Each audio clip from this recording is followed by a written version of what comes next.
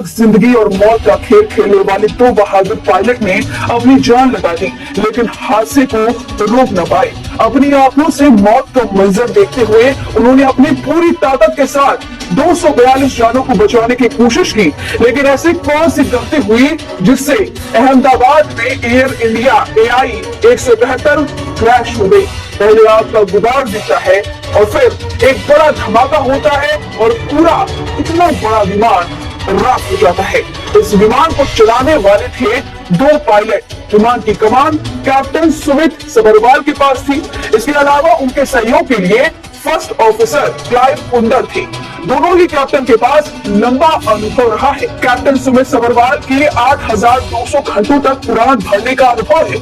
सह pilot Clive Kundar के पास भी 1,100 घंटों की उड़ान का अनुभव बताया जा रहा है। इतना अनुभव होने के बावजूद आखिर इतना बड़ा हादसा दो पायलट कैसे नहीं रोक पाए? क्या हुआ और इस 3 मिनट में उन्होंने कैसे चीख लगाकर मदद की गुहार लगाई, लेकिन कोई भी मदद नहीं मिली? इसके पीछे अब तक जो वजह सामने आई है वो चलिए जान लेते हैं। शुरुआती जांच में पता चला है कि प्लेन के टेक ऑफ के कुछ देर बाद ही गड़बड़ी आ गई थी। प्लेन की ऊंचाई इतनी कम थी कि पायलट को कोई स्टेप लेने या मदद मांगने का मौका ही नहीं मिला। जानकार बता रहे हैं कि फ्लाइट की ऊंचाई अगर ज्यादा होने पर गड़बड़ी होती है तो पायलट के पास एक मौका हो सकता है, लेकिन दुर्भाग्य से ऐसा नहीं हुआ। हालांकि उड़ान भरने के कुछ ही मिनट बाद पायलट ने ATC यानी कि एयर ट्रैफिक कंट्रोल को मेरे कॉल भेजा, जो किसी आपात स्थिति का संकेत होता है, लेकिन इसके बाद विमान की ओर से कोई भी रिस्पॉन्स नहीं मिला। ATC के किसी भी कॉल का जवाब यानी कि नहीं मिला। दरअसल किसी भी विमान में मेरे कॉल का मतलब एक इमरजेंसी मैसेज होता है, जो ऐसे समय में दिया जाता है जब विमान सबसे गंभीर स्थिति में होती है। या तो इंजन फेल हो जाता है या तो उसमें आग लग जाती है, और इस तरह से पायलट चीख कर मेडे मेडे कहता है, लेकिन इस बार कोई भी वहां से रिस्पॉन्स नहीं मिलता। अगर रिस्पॉन्स मिल जाता तो हो सकता है कि इस हादसे को बचाया जा सकता था। और ये जो ऊंचाई का मामला सामने आ रहा है, ये भी एक बड़ी वजह बताई जा रही है। आपको बता दें कि हाईजैक स्थिति में भी यही कॉल किया जाता है। हवा में टकराने का खतरा हो तो भी यही कॉल किया जाता है। ऐसी खतरनाक स्थिति में विमान का पायलट रेडियो में मेडे मेडे मेडे 3 बार बोलता है।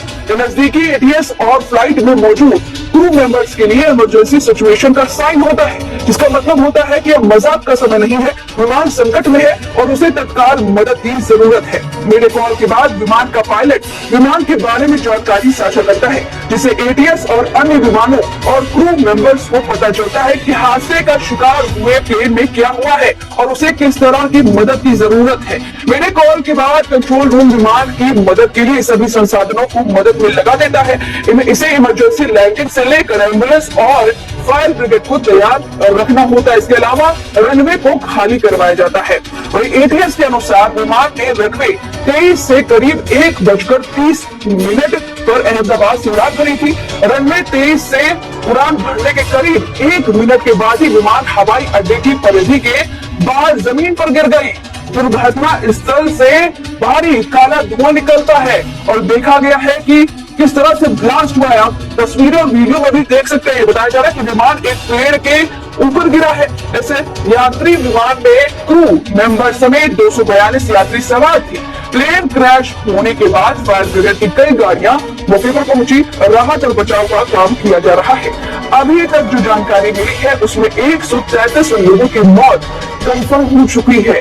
अहमदाबाद विमान हादसे पर राष्ट्रपति से लेकर प्रधानमंत्री सबने अपना दुख व्यक्त किया है। PM मोदी ने तो अपने दिल टूटने की भी बात कह दी है।